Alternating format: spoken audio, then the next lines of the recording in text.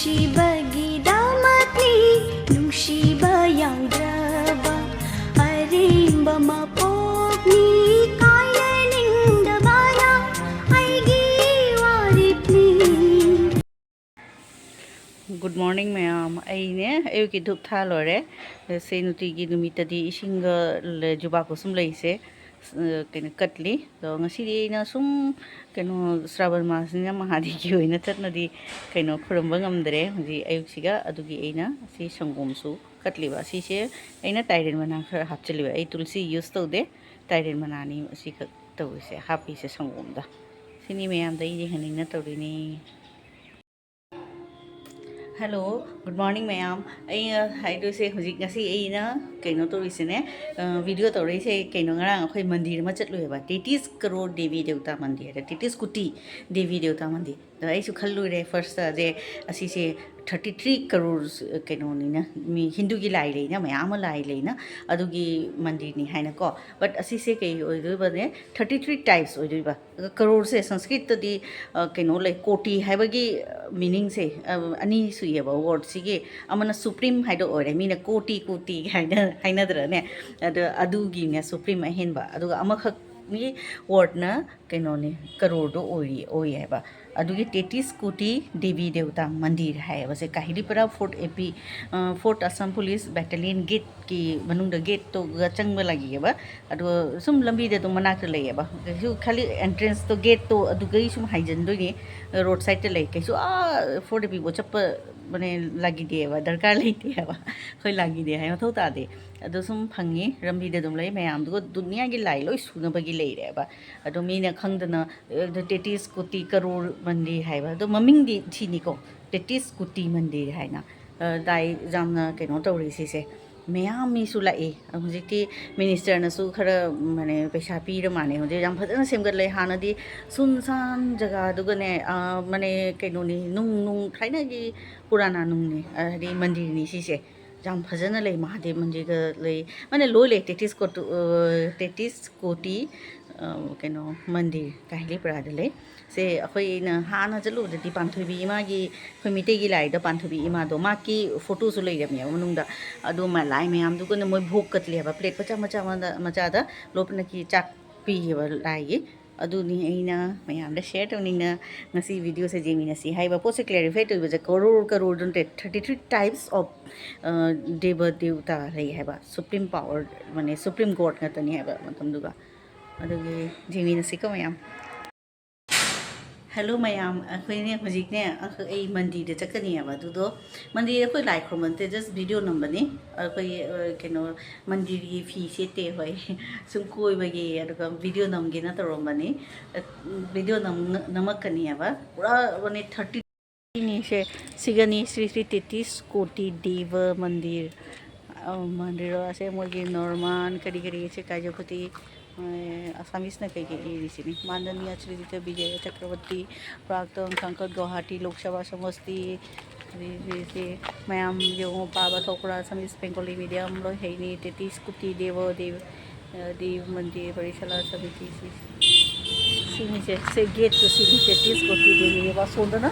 गणेश के जो लगे सोंदना तो असे मागी मंदिर से सीट लगे ने चंगसी स्माइनी वा से श्री 33 कोटी देव मंदिर से काहिले प्रात ले गुवाहाटी दा से माने 33 करोड़ लाइन ले से सोंदना सी लेगा कुल में हाना दी लेगा से जोन बले रम दे है चल चंगा सी सेंडियल जो फले तो सी से माकी असली ने सुमाय तो गणेश यान खुरमिने अब सुमाय सी मोगी सामुगी कइनो द माय एंट्रेंस तो थमे सोंदा सीरी दा चंगसी असिगी चंगरो से गणेश अखोइ लाइ खरबा लाइ ते वीडियो नंबर लाइ ए मॉर्निंग द नि लाइ दि खरम नै सिदी अखोइ सुम इवनिंग तारे असंदा गणेश सिगी सुम स्टेज का घरगने सोंदा गणेश से आदा लेबा गणेश सी सिनी पेंटियन से दसिना सी बा सी फजनो होलम खक सारमने कोई थाई ना मामा नहीं तो सी ला मी सी असी ꯑꯁꯣꯟꯗ ꯂꯩꯔꯦ ꯑꯗꯨꯒꯅꯤ ꯑꯁꯤꯅꯤ ꯃꯦꯟ ꯃꯟꯗꯤꯔꯗ ꯂꯥ ꯁꯦꯟꯗꯜꯁꯦ ꯊꯝꯁꯤ ꯁꯤꯒ ꯁ꯭ꯇꯦꯞ ꯈꯔ ꯂꯩꯌꯦꯕ ꯁꯤꯒꯩ ꯀꯥꯔꯒꯅꯤꯅꯦ ꯈꯪꯗꯦ ꯍꯧꯖꯤꯛꯇꯤ ꯍꯥꯟꯅꯗꯤꯅꯦ ꯁꯤꯒ ꯆꯥꯎꯔꯝꯃꯦ ꯃꯟꯗꯤꯔꯁꯦ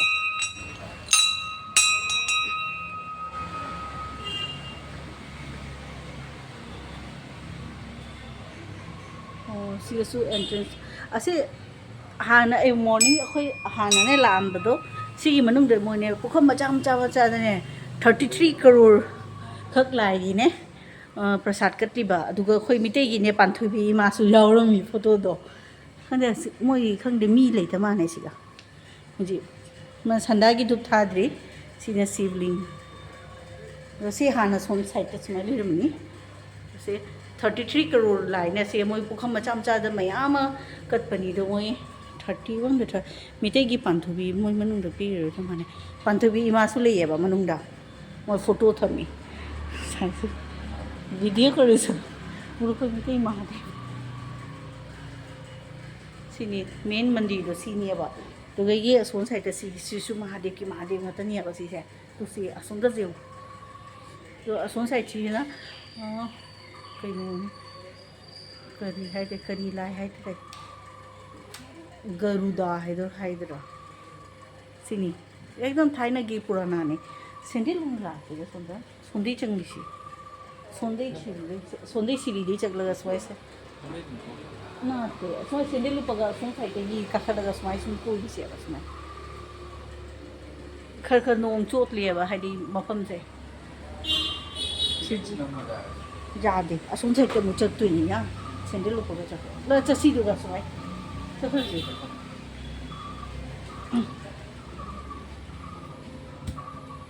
जगन्नाथ से टिटी स्कूटी जे लोय हे जावरबने सिसे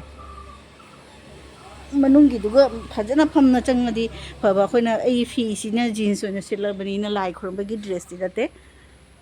अखोइ अयुक्ता खोरमी संदादा सुम कोइरुसी हैना लाकपनी सि जेंहनगे वीडियो नमगेना सि जंगदम थाइनगी नुंगनी सिसे थाइनगी निसे सोंदा गणेश लेरे सिसे मयाम एई खनबा गरुदा हाइदोमिने रामायण महाभारत का सुथोपदो विष्णु भगवान की सायोन मनी सिना टोटोइस नुंगद लेसे टोटोइस मिटेद कई को कासो कई थेंगू नुंगी थेंगू निसे से मीनगा सेंबा नते थाइनगी पुराना थाइनगी नि सिसे सुमाइ सुम लेरमनी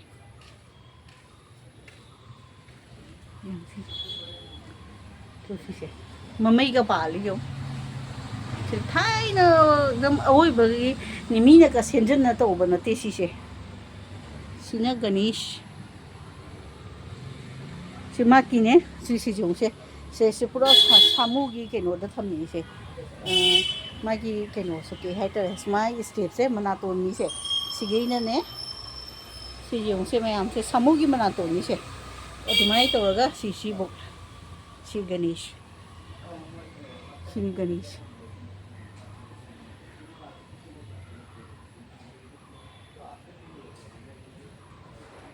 दुगई सुमाई सीए चटलगा सिवडी महादेव लेरे कइनोदा नुंग मरक्सिगा प्लस सोन साइडने मूर्ति ओइना लै माय गॉड सी सिरी गारी नि सिसु टोटोइस मचा म लै नुंग द लै नि सिगा ए असीसे पोचे फजना अखोइना सोम साइडे सिरिदे सामुगी मनातोन खाइना सोंदै लापदो सिगै दो सिरि सुमाइ तोरगा से गणेश नि दुगै लागा गरुडाउनी दुगै से जो फजदर जो चिंग है से मंडे तक से अति अयुक्त तक ओइसे जामना मी ने तिल्ले बसिगा मी याम तिनबनिना नुंगाइते वीडियो को तोबा अदुगै जी सिबुदी मीना जे इनी सिदी असली नुंग मथक्तसुने कइनो ले पुखरी में ले खबर सिदा थानी लोटस लेबने पुखरी लेयबा दुगा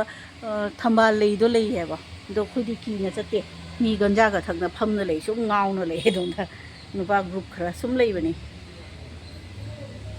मी सुम लागनरी ने संदाओसो तो असी सिगनी सिसु मेन सिले से सनसेटिंग मतमनी से नुमित चंगे 좀 फजी सिनेरी से सिसु जगह से पूरा लाइफम नी से गणेश चिंगी मखोंग खोंग से लाइट की सु मोय थाले सो मथक तो सु लाइट हनुमान नी मथक के कोमरा से आदि से हनुमान नी सीने महादेव सीनी अचो सिसु महादेव नी सीजे सीजे उसे मैं चाहो महादेव नी सोंदा सुमी जी कोई बलागनरी से जो वसीनी ओम नमः शिवाय से चाहोदर जो से महादेव से टाइगर की के नोदा इसके फम्मी बा से महादेव से अचो महादेव नी से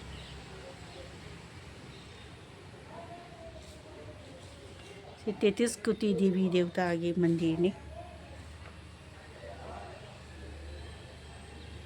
श्री श्रावण मास ने अना महादेव की सी मंदिर से असोंदना लखी लाइन उल्लू ने हमरा से चाउन ले दो मकूदो उल्लूदो दूसरी से अखोई मिटे द मकू कौना सीसे से लखी लाइन सोंदना लेखो मदले असी करी मंदिर नु सिदी खंगदे ओ भाई की मंदिर सोंदना काली मंदिर नहीं ऐसे चंगरो इसे लेखो मदा देखी सो हनुमान मंदिर असीना लखी की नहीं से हनुमान मंदिर दो सिगे स्टेप स्टेप से का नहीं मोय फजना केनो तो उधरे से हनुमान सिगे थाप न सुम खितंग का उबसिनी से लक्ष्मी माता उल्लू का क्या फजे जो मकू से जाम फजे सिमम में मोय साइज से नुंग से मोय से मसाना ओगिबनी लास्ट ने मीना गवर्नमेंट न सेंबिरिनी सिसे मोय सुमाय सुम थे से पूरा जिंग बजाब कनोने मी गुवाहाटी दा लास नोय लाइ खरमनिंग असि मयाम असिगा सुम लाप जानी द अखोयदी मथक त चटलरोय हुजी आ मथक तने अंख पुखरी लेयब नुंग गिने पुखरी अदुगने लोटस लेदो अखोय मिटै द थंबाल ले हाइदो अदु हौरियबा दो मथक त मी दो निशा चाना गंजा का थकना सुम लेय और अखोय एक बार सु चटरी दुआ अय चटपसु तल्ला कीजेरे चनिंग से अदुन चलसु ग्रुप ग्रुप त चटलिया मथक कीजे क्याम थाफि वंगे दुआ सी मखादसु लोप नंग महादेव नेतेंदी सिगसु लेरे सिगना मसक तो मुक्ति दो सिना सिजे फजदरा से मयाम द सिगसु शिवलिंग लेरे साइड साइड ता सिगना सिरी से सोंदई लाइबा खोइना ngसाई सोंदा मी हिंग चटनारे सुमाय तौरागा सियो नुंगी मरकता लेगिनी सिगी से स्टेप खरा लेयबा सिदे चटलगा Sissu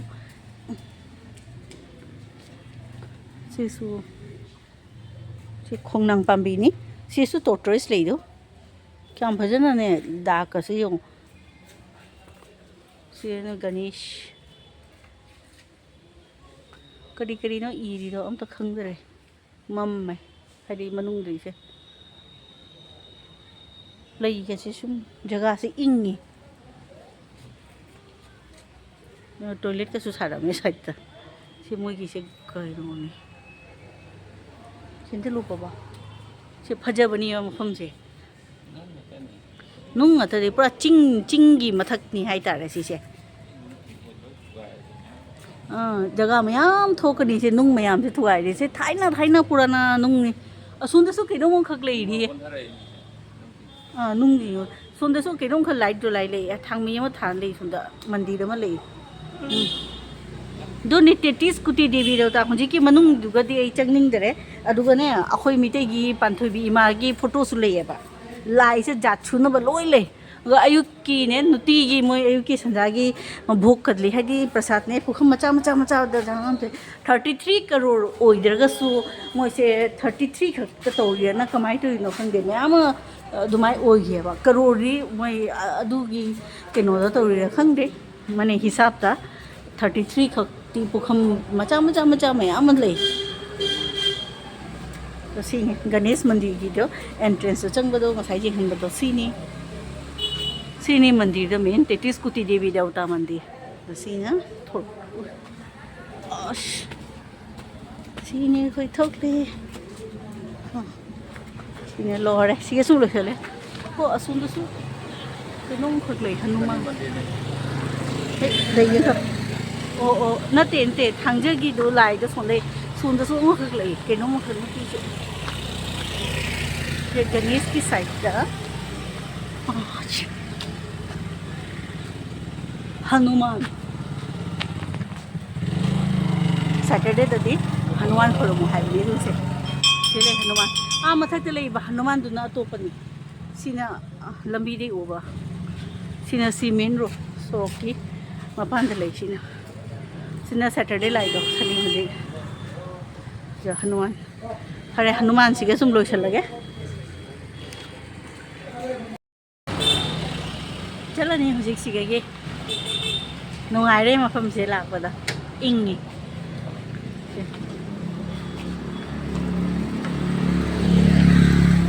mang sorry khitang dat sa pada se mai am si sine 4 API doni 4th Assam Police Battalion yet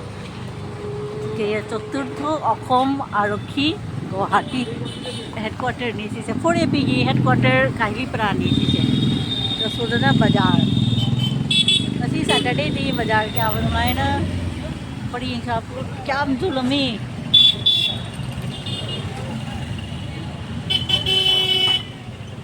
मंदिर से काहिली बरादर ले लेनी 4 AP दा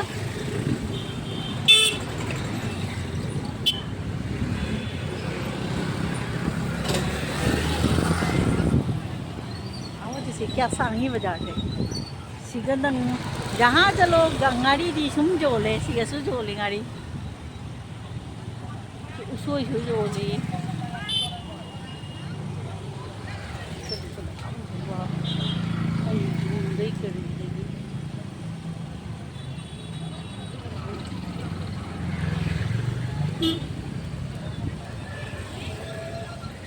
अखोई जम कोई ना वीडियो नंबर लाख पनी तो बाजार से ऊपर तो कभी करी करी खल ले ये खल ले करी ले दे मंदिर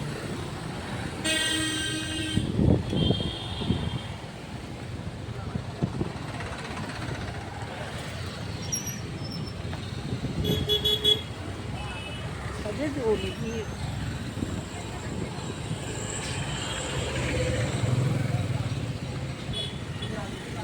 ना भाई गणेश गुड़ी देना जाओ ना भीड़ हो आप बुक ले रहे बाजार से तो बस आप बुक ले लो आलू का कितना कोई कुम